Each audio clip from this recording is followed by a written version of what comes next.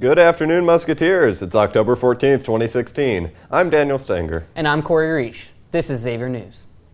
From the Xavier University Television Studio, this is Xavier News. Your campus, your region, your world. This is Xavier News.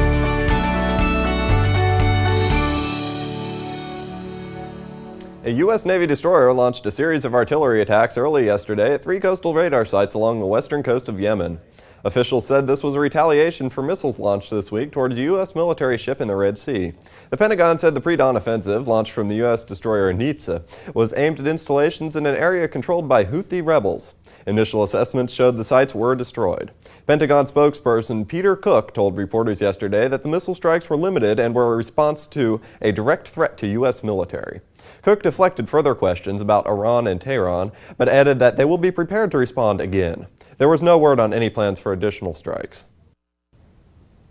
Yesterday, Boko Haram militants released over 21 Chibok schoolgirls to Nigerian authorities after negotiations with the Nigerian government. 2 years prior, Boko Haram kidnapped over 270 females from their school in the middle of the night. Yesterday marks the first release of any victims. The 21 schoolgirls were freed around 3 a.m. in the Nigerian town of Banki, close to the border of Cameroon. Negotiations continue between the Nigerian government and the dangerous militant group. This particular deal was pushed and mediated by the International Committee of the Red Cross and the Swiss government. No captive Boko Haram fighters were released in exchange for the kidnapped victims. The girls will be taken to the Nigerian capital of Abuja. More information will be released in the coming days. Amazon is gearing up for the holidays in a big way. The online retail giant announced Thursday that it plans to add 120,000 seasonal workers this holiday season. The jobs will be all across the U.S., with the company looking to bolster its fulfillment centers, sortation centers, and customer service sites in advance of the annual shopping madness. Last year, the company added 100,000 holiday workers, of which over 14,000 became full-time employees, which is expected to increase this year. The large seasonal hiring comes amid hopes of a strong holiday season for the retail market. Last week, the National Retail Federation predicted that sales will rise to $655.8 million in November and December, an increase of nearly 4% from 2015.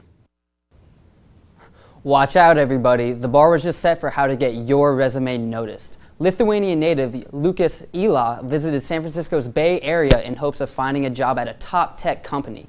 Ila spent time studying the Postmate delivery service and decided to take a leap of faith. Eli designed a t-shirt using the Postmates logo, bought a dozen donuts, and went undercover as a Postmates employee. He then made 40 donut deliveries to 40 companies with his resume in the box reading, quote, "Most resumes end up in trash. Mine, in your belly," end quote. After walking nearly 20 miles a day, Eli ended up with 10 interviews along with a coffee date with the CEO of Postmates.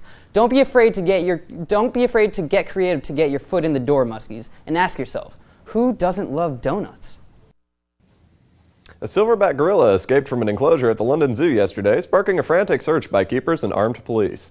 Some visitors were locked down in a cafeteria until the animal was sedated and recaptured. The male gorilla, Kumbuka, was subdued by a tranquilizer gun and recaptured within an hour. Malcolm Fitzpatrick, the zoo's curator of mammals, said there were no injuries to visitors or zoo workers, adding that Kumbuka recovered quickly. Kumbuka got out of a back den into a secure keeper area, but never made it into the parts of the zoo where about 100 visitors remained. The gorilla's escape is being further investigated by zoo officials. There were eyewitness reports indicating he was agitated before he escaped from the zoo's Gorilla Kingdom attraction. Has the specter of a vengeful Harambe risen once again? Or do they just need to step up their enclosure game? The world may never know. And lastly, Muskies, election season is officially upon us. You heard me right, it's election season in Ohio. The key swing state opened early voting this Wednesday for this extremely vital election. Nearly one-third of Ohio's votes in 2012 were cast before Election Day. Data shows the state is on track for an early voting record in 2016. Everyone here at Xavier News urges all of our viewers to get out to your local polling station and exercise your right to vote, regardless of the candidate or current political climate. And remember, Muskies, vote your conscience. Mark your calendars for Family Weekend here at Xavier University. Next weekend will include fun activities for the whole family. Events include bingo, a home volleyball game, and Xavier's rendition of The Music Man. The on-site registration opens next Friday at 3 p.m. in Gallagher Student Center, or register online at xavier.edu. Ta-Nehisi Coates has been rescheduled to speak this coming November 20th. The cultural activist is an award-winning author and a national correspondent for The Atlantic. Coach will be speaking on race in America. Over 4,000 people are expected to attend this event, so be sure to mark your calendar. September tickets are still valid, but you can pick up your own at the Xavier Athletic Ticket Office in the Cintas Center. And that's all from the news desk, people. We'll be right back with the third member of our news team, Daniel Bowling, and the Xavier Sports Report.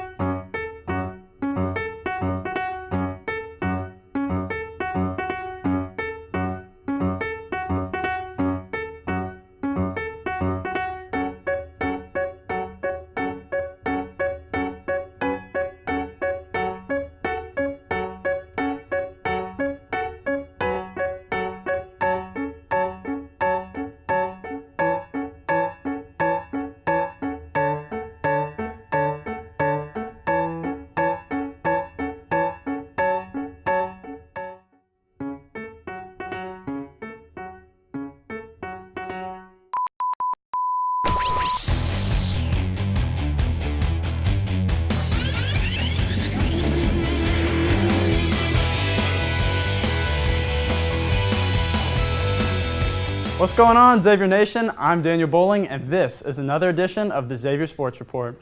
After a rough start to the season, Xavier women's volleyball has recently been showing the form that earned them a top 3 ranking in the Big East preseason poll.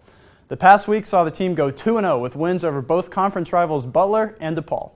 Butler took the Musketeers to the very last set, where the team squeaked out a W by a mere 3 points. Reigning Big East Player of the Year Abby Bessler led the team per usual in kills with 22, while redshirt senior Sophia Peterson tied her career high, adding 17 of her own. This past Wednesday saw the Musketeers take a much easier victory, needing only 4 sets to dispose of the DePaul Blue Demons. Peterson came very close to tying her career high again in this game, tallying a team-leading 16 kills, with Bessler as well as sophomore Morgan Finn in double digits as well. The team finally returns home for their 3rd home game of the season, tonight at 7 versus the Georgetown Hoyas. Xavier men's soccer find themselves on yet another hot streak, maintaining a clean sheet for 3 straight games. After taking down Cleveland State 1-0 in a nationally televised game last week, they started off this week on another positive note with a 2-0 win over St. John's. After getting blanked in the first half, Matt Viskenza got the team on the board 3 minutes into the second half, off of a pass from teammate Mahed Osman. Later on, Jalen Brown gave the team some more insurance in the 69th minute with another goal off of a beauty of a pass by Osman. The team rode this momentum into a 3-0 annihilation of Belmont, improving the team's record on the season to 7-3-2 overall and 3-1 in the Big East. The team will be back in action in just over 24 hours as they take on Villanova down at UC's Gettler Stadium at 3:30 on Saturday. Get down to see the team steal the first of many victories across many sports versus the Wildcats this year. And it's mid-October, Xavier Nation, which means it's about that time, basketball season. The men's and women's basketball teams held media days this past Tuesday at Madison Square Garden in New York City. On the women's side, Madison Blackwell and preseason all-conference selection Rayshon Gaffney joined head coach Brian Neal in raving about the team's potential this season. While Gaffney will be one of the focal points this season, she emphasized the team dynamic, saying that she feels this team, quote, can really surprise a lot of people this year, end quote. On the other side, the men's team was represented by 2 presumed first-round picks in this year's NBA draft, and Edmund Sumner and Trayvon Blewett, as well as reigning Big East Sixth Man of the Year, J.P. McCura. There are very high expectations for this team, as CBS Sports recently named them number 9 in the preseason poll. While this may add some pressure, McCura took to social media to echo a simple sentiment, quote, "We are ready," end quote. With the start of the season just around the corner, expect big things from both of these teams. And that's a wrap from us here at Xavier News today. Have a safe weekend to all, and as always, let's go X.